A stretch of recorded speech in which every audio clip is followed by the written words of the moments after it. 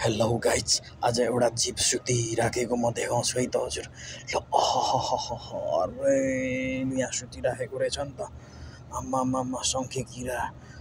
किरा कस्तो मजाले सुतिराखेछ हेर्नुहोस् त ओहो सिङ निकाल्यो यार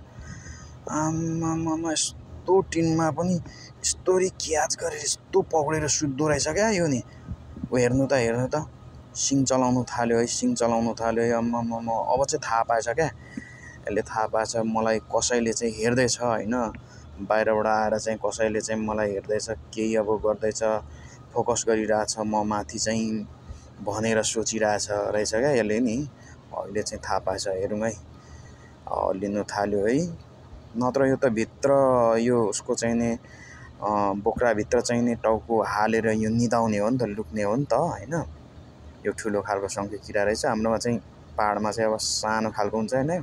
यो मलेसियामा चाहिँ ठुलो खालको हुँदो रहेछ है ल उसले हिँड्नु सुरु गरिहाल्यो क्या हिँड्नु सुरु गर्यो यो पातभित्र जानु खोज्दैछ यो है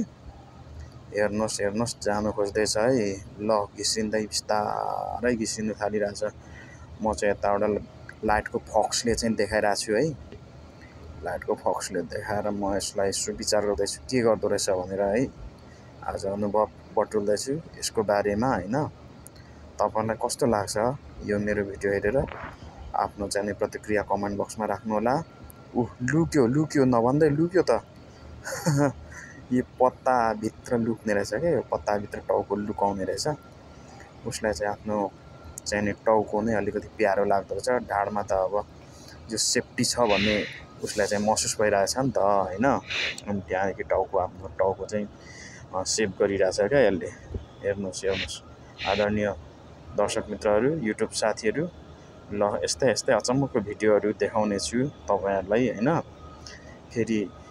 हैन यो भन्दा एकदम राम्रो हैन नयाँ नौलो भिडियोहरू लिएर आउने छु मलाई फलो गर्नु चाहिँ नछोड्नु होला मेरो च्यानललाई सब्स्क्राइब गरेर मेरो यो सानो च्यानललाई माया गरिदिनु होला साथ सपोर्ट गरिदिनु होला है आगामीको दिनहरुमा अझ धेरै मेहनत गर्ने छु र अझ राम्रो उत्कृष्ट भिडियोहरू है तपाईहरुलाई कोसेली ल्याएर चाहिँ नै पस्कने छु है त दर्शक मित्रहरू अहिले चाहिँ म राति यो शङ्खे किराको बारेमा अवलोकन गर्दै सराउन्डिङ हान्दै छु है अनि यसरी तपाईहरुलाई चाहिँ एउटा चाहिँ नि छोटो भिडियो